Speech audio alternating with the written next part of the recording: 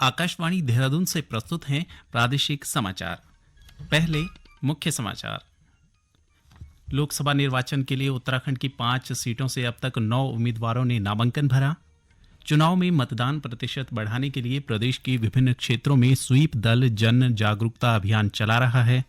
CBSE ने कदाचार में लिप्त 20 स्कूलों की मान्यता रद्द की। और चमोली जिले के माकड़ी में एक वाहन के गहरी खाई में गिरने से 3 लोगों की मृत्यु। नमस्कार, दोपहर समाचारों के साथ मैं संजय भंडारी। और अब समाचार विस्तार से। लोकसभा चुनाव की घोषणा के साथ ही उत्तराखंड में राजनीतिक पार्टियां अपने प्रचार में जुट गई हैं। राज्य में पहले चरण में चुनाव होना है और इसके लिए नामांकन की प्रक्रिया भी शुरू हो गई है।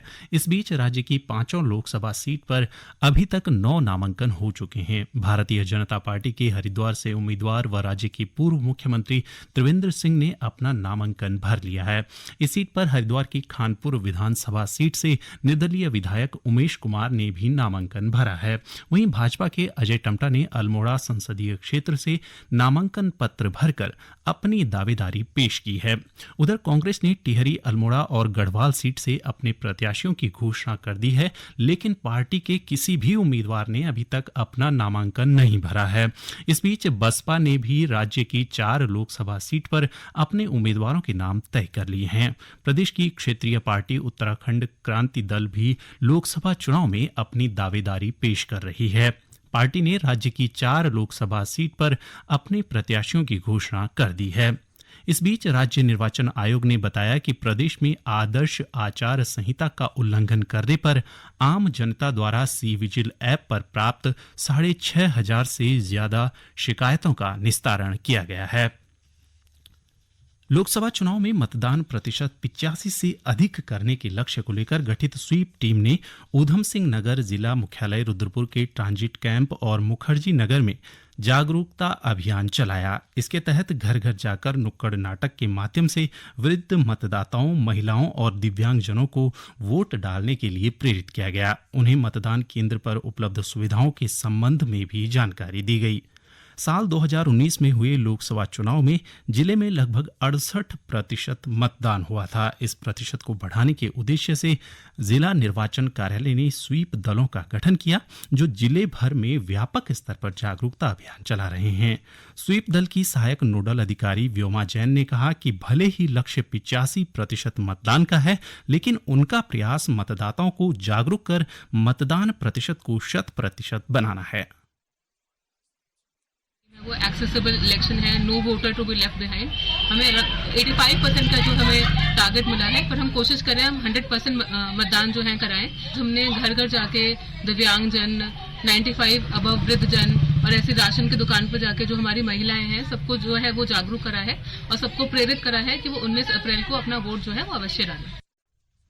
लोकसभा चुनाव के मद्देनजर आदर्श आचार संहिता के प्रभावी अनुपालन में देहरादून की क्लेमेंट टाउन पुलिस और उड़न दस्ता एवं निगरानी दल FST टीम को बड़ी कामयाबी मिली।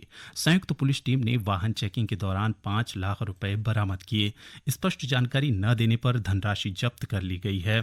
धनराशि को जब्त कर जिला कोषागार देहरादून में जमा करवाया गया है। निर्वाचन आयोग लोकसभा चुनाव की तैयारियों में लगा है। स्वतंत्र और निष्पक्ष चुनाव के लिए आयोग ने 2100 पर्यवेक्षकों की टीम तैनात की है। यह पर्यवेक्षक देश भर में जिला चुनाव अधिकारियों और रिटर्निंग अधिकारियों पर निगरानी रखेंगे। लोकसभा चुनाव और होली के मद्देनजर आबकारी विभाग प्रदेश में निगरानी बनाए है। शराब के अवैध कारोबार पर लगाम लगाने के लिए नैनीताल जिले के शहरी व ग्रामीण इलाकों में आबकारी विभाग के दल लगातार छापेमारी कर रहे हैं। इसी अभियान के तहत आबकारी विभाग ने कार्रवाई करते हुए अवैध शराब के साथ एक आरोपी को गिरफ्तार किया है, जिसके पास से 62 बोतल शराब बरामद हुई है। विभाग ने आरोपी के खिलाफ मुकदमा दर्ज कर कार्रवाई शुरू कर दी है। आज शहीद आजम भगत सिंह, राजगुरु और सुखदेव का शहीदी दिवस है। आज ही के दिन 1931 में लाहौर षड्यंत्र मामले में इन तीनों महान शहीदों ने देश की आज़ादी के लिए हंसते हंसते फांसी के फंदे को गले से लगा लिया था। इस अवसर पर आज देश के कोने कोने में इन महान शहीदों को भावभीनी श्रद्धांजलि दी जा रही है। मुख्यमंत्री पुष्कर सिंह धामी ने शहीदी दिवस पर भगत सिंह, राजगुरु और सुखदेव को श्रद्धांजलि अर्पित की है। एक संदेश में श्री धामी ने कहा कि राष्ट्रभक्ति और शौर्य से परिपूर्ण इन वीरों की जीवन गाथा हमेशा समाज को प्रेरित करती रहेगी। चमोली जिले में कल देर रात एक सड़क दुर्घटना में 3 लोगों की मृत्यु हो गई। जिले की नंदानगर तहसील की माखड़ी में एक कार के अनियंत्रित होकर लगभग 300 मीटर गहरी खाई में गिरने से यह हादसा हुआ। इस वाहन में 3 ही लोग सवार थे। केंद्रीय माध्यमिक शिक्षा बोर्ड CBSE ने कदाचार में लिप्त होने के कारण 20 स्कूलों की मान्यता रद्द कर दी है। इनमें देहरादून का एक स्कूल भी है। बोर्ड ने एक अधिसूचना में कहा है कि औचक निरीक्षण के दौरान संबद्धता और परीक्षा नियमों के पालन में विसंगतियां पाए जाने के बाद कड़ी कार्रवाई की गई है। CBSE ने कहा कि ये स्कूल डमी छात्रों, अयोग्य उम्मीदवारों को पेश करने जैसे विभिन्न कदाचार कर रहे थे और रिकॉर्ड ठीक से नहीं रख रहे थे। प्रदेश होली के रंग में रंगने लगा है। होली नजदीक आने के साथ ही राजधानी देहरादून सहित प्रदेश के बाजार सजने लगे हैं। कोटद्वार में रंग गुलाल और रंग बिरंगी पिचकारियों के साथ सजे बाजारों में बड़ी संख्या में लोग खरीदारी के लिए पहुंच रहे हैं। होली पर मिठाई विक्रेता भी खास तैयारी कर रहे हैं। उधर राज्य की पहाड़ी क्षेत्रों में होलियार घर घर जाकर होली खेल रहे हैं। बसंत आगमन से होली खेले जाने की यह परंपरा उत्तराखंड के पर्वतीय क्षेत्रों में काफी पुरानी है। प्रदेश के कुमाऊं परिक्षेत्र में खेले जाने वाली होली अपने आप में खास है। बसंत के आगमन के साथ ही देवभूमि उत्तराखंड में होली का रंग चढ़ने लगा है। मुख्य त्योहार से करीब 15 दिन पहले से ही प्रदेश में होली शुरू हो जाती है। मुख्य रूप से राज्य के कुमाऊं अंचल में खेली जाने वाली होली अपने आप में खास है। होली के गीत इन दिनों पूरे कुमाऊं क्षेत्र में गाए जा रहे हैं, जिनमें बच्चे, बड़े व महिलाएं सभी उत्साह के साथ हिस्सा लेते हैं। कुमाऊं क्षेत्र में मुख्य रूप से 3 प्रकार की होली का गायन गाया जाता है, लेकिन इसमें सबसे खास है खड़ी होली, जिसका अपना अलग अंदाज होने के साथ ही एक इतिहास भी है। कुमाऊं की होली का करीब 400 साल से ज्यादा पुराना समृद्ध इतिहास रहा है। पहाड़ की होली को ढोल और गीत तथा उनके रागों के साथ गाया जाता है।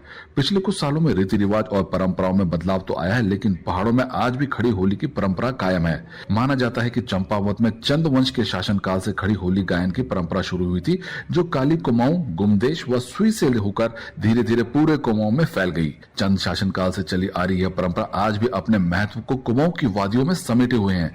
वहीं बैठकी होली में पारंपरिक रूप से कुमाऊं के बड़े नगरों में मुख्यतः अल्मोड़ा और नैनीताल में ही मनाई जाती रही है। बैठकी होली बसंत पंचमी के दिन से शुरू हो जाती है और इसमें होली पर आधारित गीत घर की बैठक में राग रागनियों के साथ हारमोनियम और तबले पर गाए जाते हैं। कुमाऊं क्षेत्र में महिला होली में प्रत्येक शाम बैठकी होली जैसी ही बैठकें लगती हैं, लेकिन इनमें केवल महिलाएं ही भाग लेती हैं। इसके गीत भी प्रमुखतः महिलाओं पर ही आधारित होते हैं। ये समाचार आप आकाशवाणी देहरादून से सुन रहे हैं।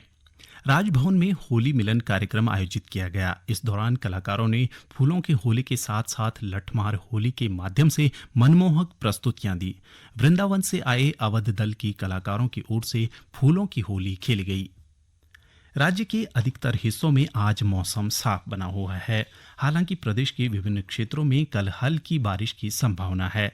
मौसम विज्ञान केंद्र देहरादून से प्राप्त जानकारी के अनुसार उत्तरकाशी, चमोली, रुद्रप्रयाग, देहरादून, पिथौरागढ़, बागेश्वर और अल्मोड़ा में कहीं कहीं कल हल्की बारिश हो सकती है। विभाग के अनुसार होली के दिन प्रदेश में मौसम आमतौर पर साफ बना रहेगा। अंत में मुख्य समाचार एक बार फिर। लोकसभा निर्वाचन के लिए उत्तराखंड की 5 सीटों से अब तक 9 उम्मीदवारों ने नामांकन भरा। चुनाव में मतदान प्रतिशत बढ़ाने के लिए प्रदेश के विभिन्न क्षेत्रों में स्वीप दल जन जागरूकता अभियान चला रहा है। CBSE ने कदाचार में लिप्त 20 स्कूलों की मान्यता रद्द की।